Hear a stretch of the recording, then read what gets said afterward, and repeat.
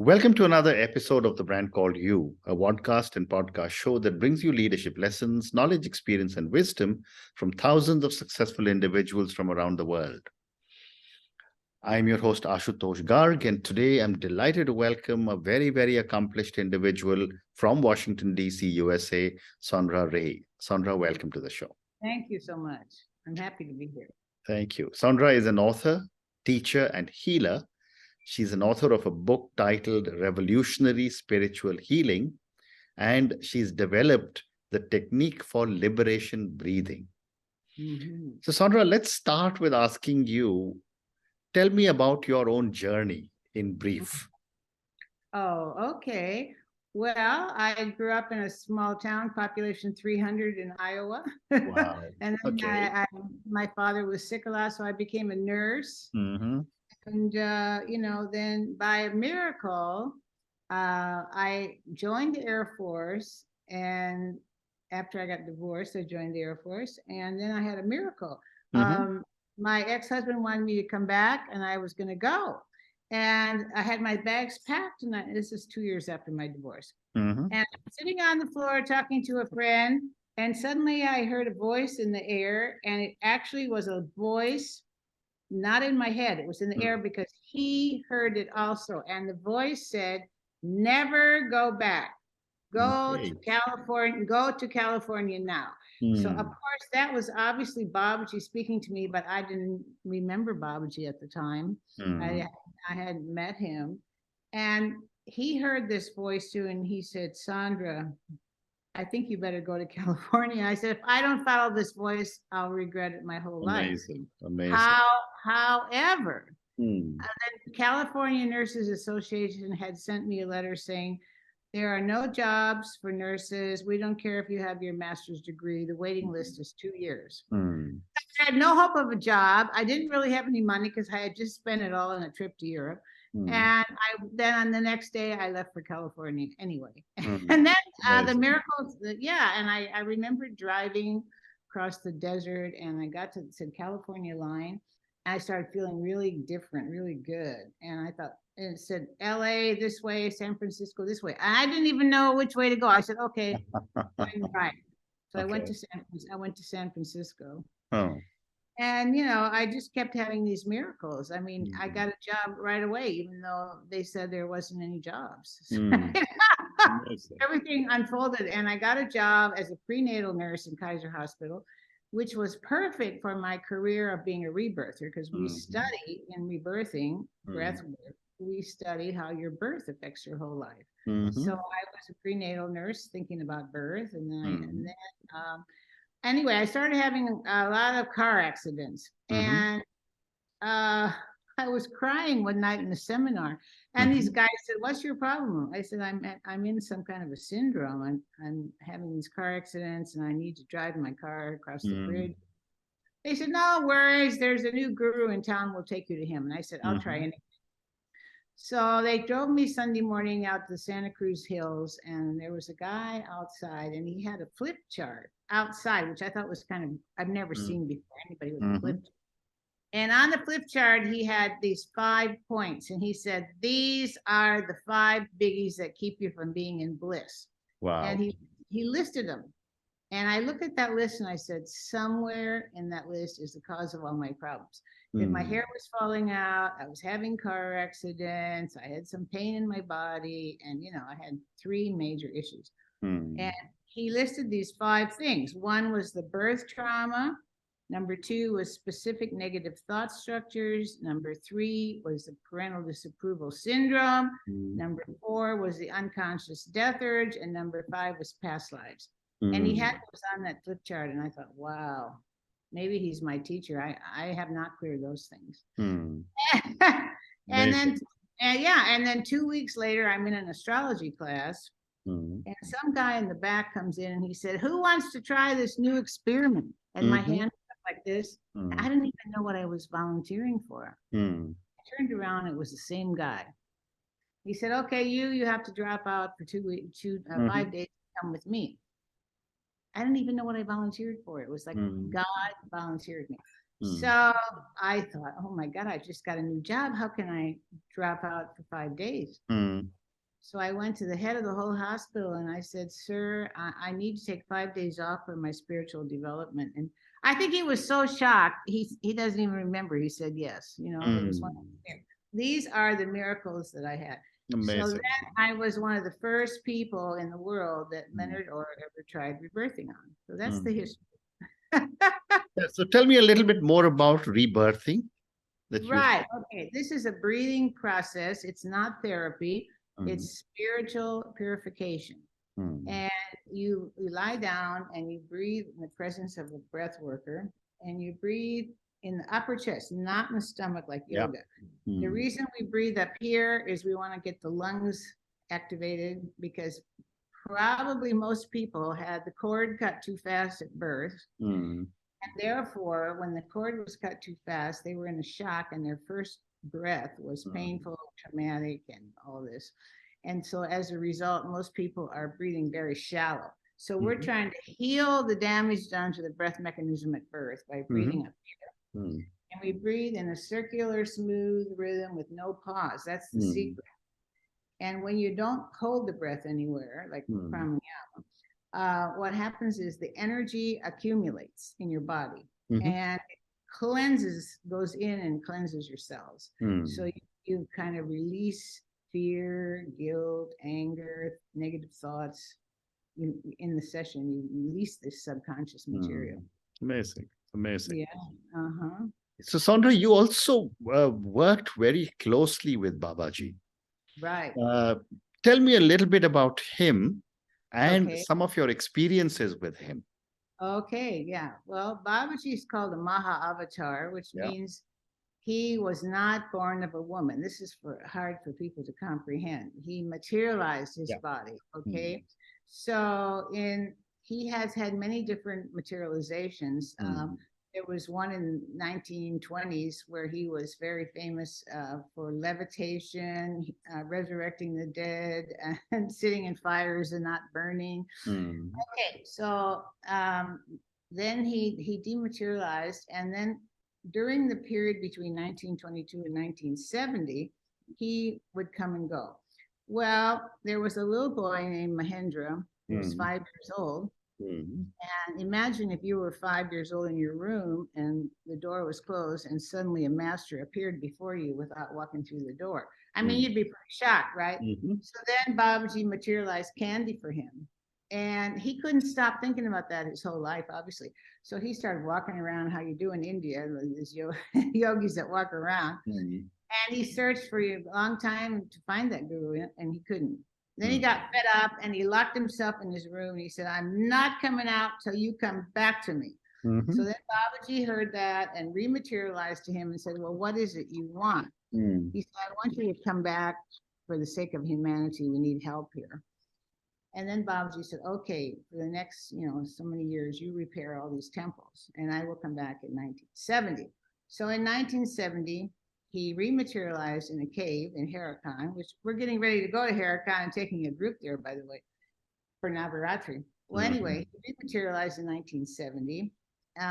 This was witnessed by people. They saw this light coming out of the cave, and then this young boy came out and he climbed the mountain on top of the cave, which is Mount Kailash, and he sat up there 40 days and 40 nights without eating, sleeping, or drinking. Wow. 40, yeah. And he would raise his hand like, I met Indian people who met him then. He would raise his hand like this, and he'd have to keep his eyes closed, because if he opened them up, people would faint. He was so much pure spirit, right? Yeah. And so he kept his eyes closed and he would bless people like this. And I asked them, some of them, what that was like. And they said they would have constant visions of their past lives and the future and everything. Okay, so that was 1970. In 1977, he started calling the Western devotees, including myself. And the way it happened was I was in the Rebirthing Center with Leonard Orr, who's the founder of Rebirthing. And I was running the office. So I was opening the mail. So one day we got this very strange letter in the mail. Okay, it said Leonard Orr, 301 Lion Street, no return address. and it was stamped India with no town. Mm-hmm. So that's strange, right? So I opened it up, and the paper was strange, and it was printed in pencil. Come to India. No signature. Can you imagine? I said, Leonard, we've been called. We didn't know who was calling us, right? So we immediately put together a group and we went to India, and we got there. Leonard said, let's all split up and look for gurus, and we'll come back and meet in 2 weeks. I went south to meet Rajneesh, and I was real clear that wasn't for me. But anyway, we all met in 2 weeks, and one girl was missing. Now, you know you can't find a missing person in India, right? Correct. Oh, we had to come back without her, and we didn't know what happened. She didn't come back for 7 months. When she came back, I said, where have you been? She said, I found the real Babaji. So then we went right back to India. Okay. Yeah, and that was it. Yeah. And then, well, it was pretty intense going there at that time, because you have to take a bus to a town called Haldwani. Then you have, in those days, there was not really a good road into Harakan. Yep. You had to take a route through the river. So I was with my backpack and crossing the river. We had to put our passports in our plastic around our neck, and it was really intense. Yeah. And so anyway, I did all that, and I was so proud of myself. I got to Harakan, which is his ashram. I started running up, there's 108 steps.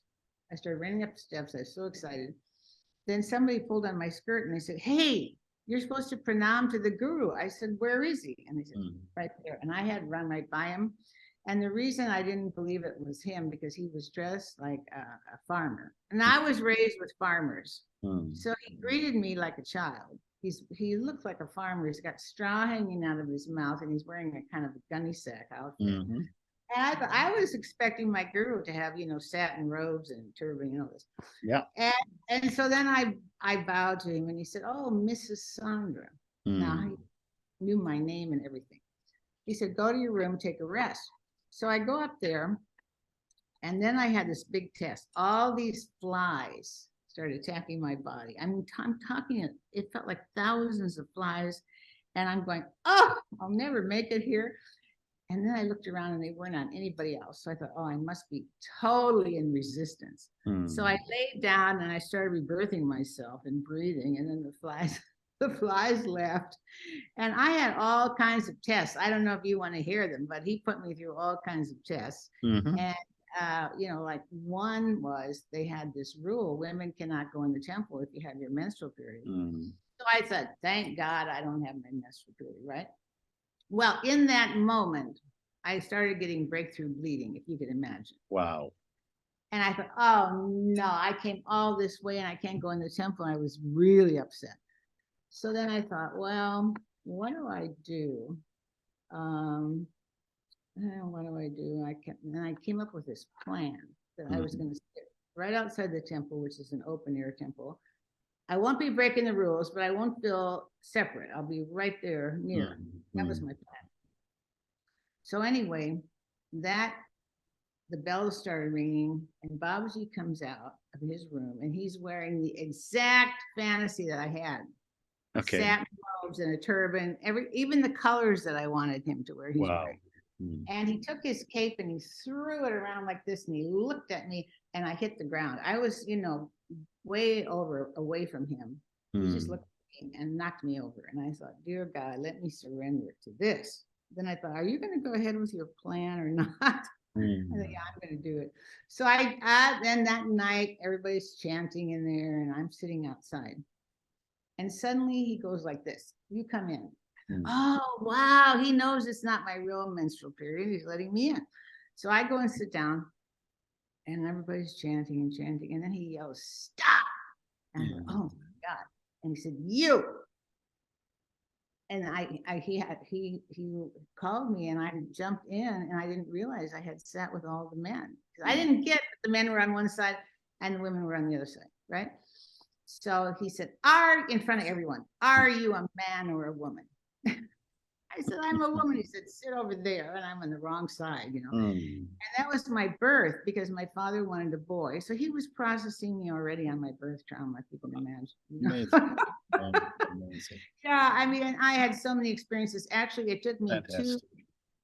to walk around with someone not born of a woman, it blows your circuits. I So know. No. This is absolutely quite a miracle. yeah, You told me. yeah, and you know what? It took me 2 years to recover from that. Mm. 2 years Amazing. into it. I actually vomited quite often, just karma, fear, everything. Mm. And after 2 years, one day I said, oh, maybe I've integrated that. Mm. That very day I said that, I got a letter from Babaji, get yourself back over here. Mm. Amazing. Then I So, went again. Sondra, I also wanted to ask you, what is the association between Babaji and Swami Paramahansa Yogananda? Well, I mean, I don't know exactly, but Babaji, Yogananda did honor Babaji.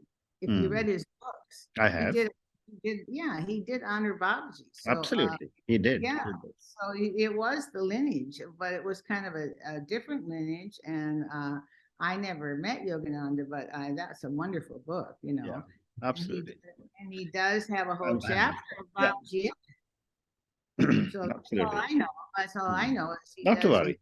But tell me, what got you interested? One is meeting someone of this like Babaji and coming under his getting his blessings. But what got you interested in the subject of Sanatana Dharma? Well, I mean, I didn't know about Sanatana Dharma, which is the eternal religion, which is the first religion. And all I know about that is that the basic teaching is truth, love, simplicity, and service to mankind. And that's Babaji's teaching. So I had never heard that until I met Babaji. He was obviously the beginning of the first religion or something. Truth, love, simplicity, and service to mankind. I think it's Sanatana Dharma. So it's called the eternal religion. And so I didn't get interested in that till I met Babaji. And the other thing Babaji taught me was work is worship, and that to me, those two things, love, truth, simplicity, and service to mankind, is the formula for happiness. He said, it's the formula for happiness. Then he said, work is worship. And that changed my life, because otherwise, most people, they go to work and they just say, oh no, another day, and they're into survival, and making money. But if you see your work as service and worship, it changes your whole attitude about everything, So no, I learned that from Babaji. I had never heard of that. So if you were to think of a few lessons from Babaji for our viewers and listeners, what would you say they are? Well, he always said you should chant the mantra Om Namah Shivaya. That's one of the lessons. That's one of the techniques for clearing your subconscious. Om Namah Shivaya, he said, is the most powerful mantra that there is. And it means I surrender to God, or it means infinite spirit, infinite being, and infinite manifestation. So if you say that mantra, repeat it or chant it, you get really clear, and you get really high, and you get really pure. And he said that love, truth, simplicity, service to mankind is the formula for happiness. Work is worship, and then do the mantra, and then he gave us quite a few mantras. Now he never did say, oh, you should meditate all the time. He liked action, which is what I appreciate, that I'm not so good at meditating. But recently I started doing what I call mantra breathing. I put on these mantras. This is another spiritual practice I do. I put on these mantras of this group called Goma. And which mantras are these? Om Namah Shivaya? Yeah, that's one of them, but there's others. And this is a group called Goma from Glastonbury, England, and they were Babaji devotees. They have incredible music, and I lie down and I breathe while the mantras are playing. Now that's like a double whammy, because I'm doing the breathing and I'm listening to the mantras. So that's the main thing he always said, do the mantra. He never said you should sit and meditate. for hours a day. And you should work, he likes to work. Absolutely. So I've got time for one more question, and I want to talk to you about your book. And of course, Liberation Breathing. You also have what you call 20 life-changing ingredients to create and maintain lasting love relationships. Tell me a few of these. Well, I wrote a whole training called the Loving Relationships Training. And on Friday night, we look at what are your subconscious thoughts that keep you from having a great relationship. Saturday, we look at family patterns that you learn from your family. And then Sunday, we look at what's the new paradigm, okay? So the new paradigm is what I want to emphasize here. The new paradigm in relationships is you're together for the evolution of your soul. And you both know that. So you help each other evolve, okay? So that is, that is the main thing. And you want to learn to have a conflict-free relationship, which is possible. And we have techniques to help people prevent conflicts, okay? And so I guess one of the secrets is remove all negativity. You got to give up the negativity. Yeah. And you got to stay in a positive state with positive thoughts. Absolutely. And, another principle is you want to treat your mate like an honored guest. How would you act toward an honored guest in your house? You wouldn't criticize them or make them wrong or be angry at them, right? So you treat your mate with that much respect. These are some of the basic principles. And then, a couple needs to have the spiritual practices that they do together. We do a spiritual practice every morning. We sit down and we do some prayers. Then we do a 5-point prayer that I learned as a child, which is really good. The first thing is the opening. You read some scripture, or we read the Course in Miracles. Okay? We read the text in the Course in Miracles. Then we say what I want to forgive, who I want to forgive, who I want to be forgiven by, what I want to forgive myself for, and you state this out loud. Then you state what I'm grateful for is first there's the scripture, then you state forgiveness, then you state what you're grateful for, and then you state the petition. What I am asking for today is, and then we read the Course in Miracles lesson out loud. So that we do. My husband and I do that every day together, And then I also do Ho'oponopono, which is Hawaiian spiritual forgiveness practice. So we do a lot of spiritual practices together, and we don't even have television. So this really enhances our relationship. And we have altars in every room. We have an altar to Jesus, altar to Babaji, and altar to the Divine Mother. We call that the dream team. Absolutely. And that's fantastic. But Sondra, we run out of time. Oh, okay. I must mention to you that it's been such an amazing conversation. Okay. Thank you so much for talking to me about your personal experiences with Babaji. I don't know too many people who actually, experienced him personally. And you shared with me some amazing stories about how he actually reached out to you to bring you into his inner circle. And that's quite amazing. Thank you also for talking. I can't imagine life without him. I can't imagine life without Babaji. Thank you. And thank you also for telling me and talking to me about Om Namah Shivaya. I mean, as an Indian, as a Hindu, I've said this so many times, and my mother used to tell me about this. And then thank you also for talking about 3 amazing values, which we've always had in Sanatana Dharma, is remove negativity, believe in forgiveness, and gratitude. I think these are such powerful values. And while talking to you, these were reinforced in my own mind so strongly, because you've got so much more experience of life, and you've got such a deep understanding of Sanatana Dharma. Thank you again for speaking to me. Good luck. All right. Thank you. Thank you for listening to the brand called You videocast and podcast, a platform that brings you knowledge, experience, and wisdom of hundreds of successful individuals from around the world. Do visit our website www.tbcy.in to watch and listen to the stories of many more individuals. You can also follow us on YouTube, Facebook, Instagram, and Twitter. Just search for the brand called You.